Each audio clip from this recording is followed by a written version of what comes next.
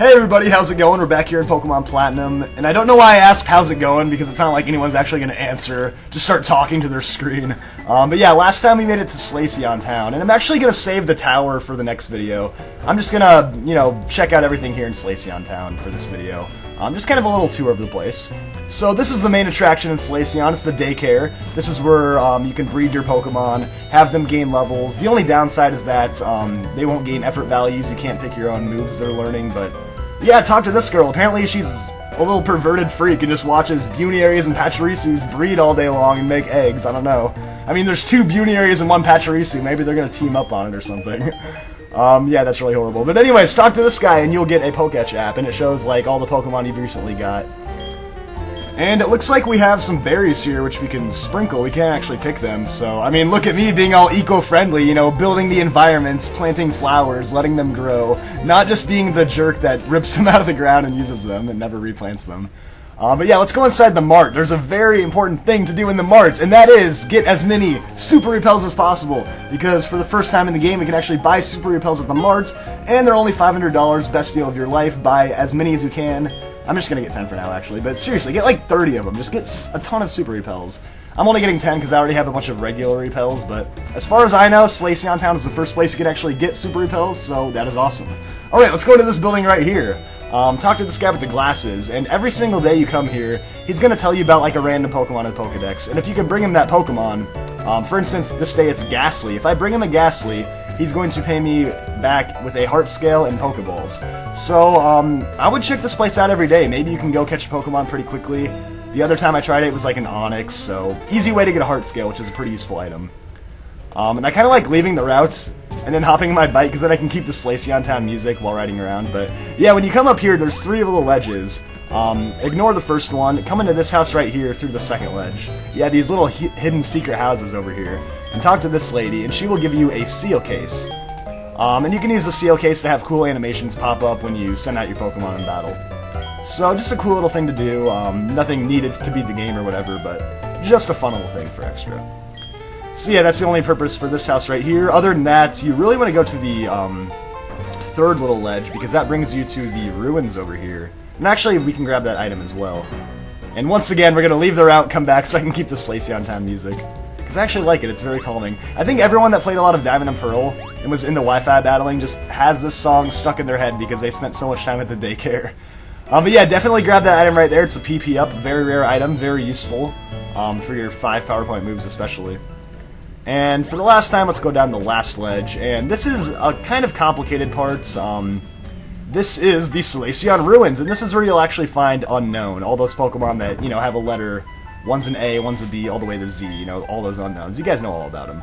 And there's also a lot of items to grab in here, so it's a kind of confusing place because there's stairs everywhere, but just follow my steps. You can find a few Evolutionary Stones in here. I think like every other room or so has one. So there's a Firestone right there, and then you want to go straight across down here. And, oh yeah, talk to this guy later on, actually, and I think he gives you an item. I'll have to make sure I do that. Talk to this guy, though, and he'll battle you.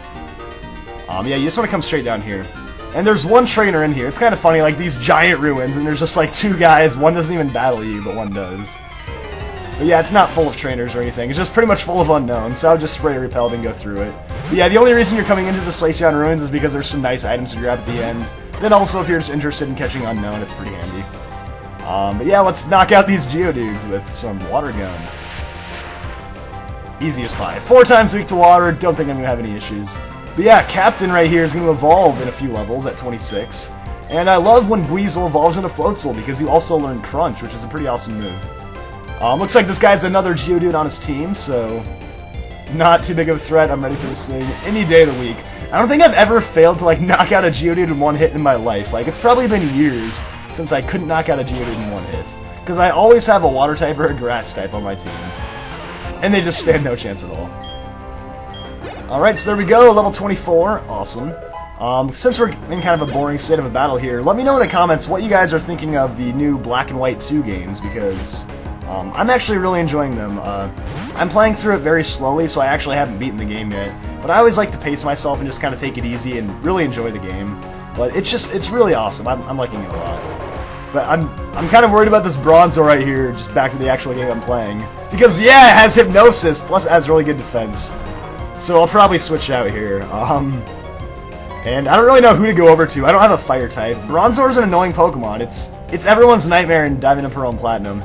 It's like the most defensive Pokemon, and it has like no weaknesses. It's either weak to fire or ground, depending on its ability. One or the other. It either has the heat-proof ability or the levitate ability, and you just never really know. But yeah, I'm gonna go with Itachi here. Decided I'd give him a shot at it, so let's go with some Rock Smash. Even though Bronzor's part Psychic, also part Steel. And we got that defense drop, so that's nice.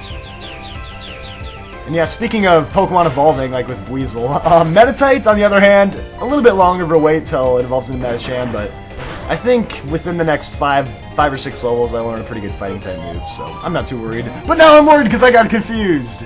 See, not only does Bronzor live all your hits, it will confuse you and it will put you to sleep. It's really not that threatening offensively. Like, you saw how Extra Sensory hardly did any damage, but these things just are pure annoyance. They're like the definition of annoyance. It's horrible, but yeah. I never really used Bronzors on my team. They're kind of a pain to use because they're just the type of Pokemon they're annoying to go up against. It's just the definition of a tank, pretty much. Defensive tank. But yeah, after you take care of that trainer, head down the bottom left stairs and you can grab yourself a Water Stone. So be sure to check that out.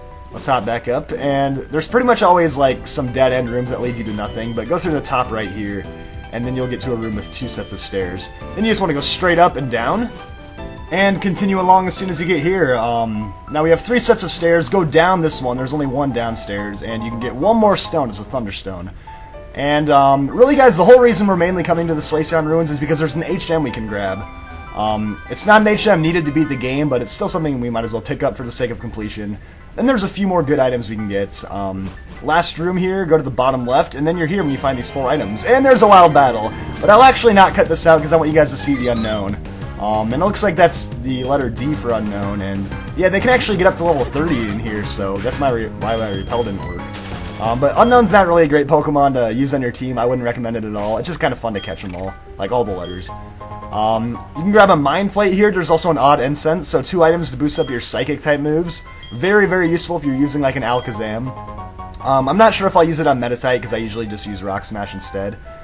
But yeah, there's an Odd Incense, and I think you get a Nugget as well. And last but not least, we have the HM right here.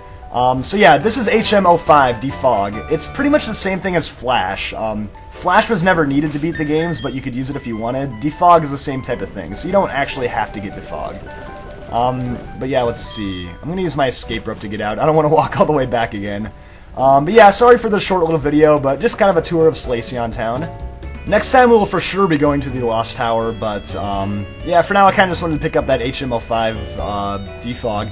And actually in Diamond and Pearl you would find that in the Great Marsh, so it's in a completely different location. I don't really know why they did it, but whatever, it's a Defog. It's kind of worthless anyways. And I guess our next mission is to head into the Lost Tower here in Route 209, so that's coming up next time. Thanks for watching, everybody. I'll see you guys all next time. Thank you, goodbye!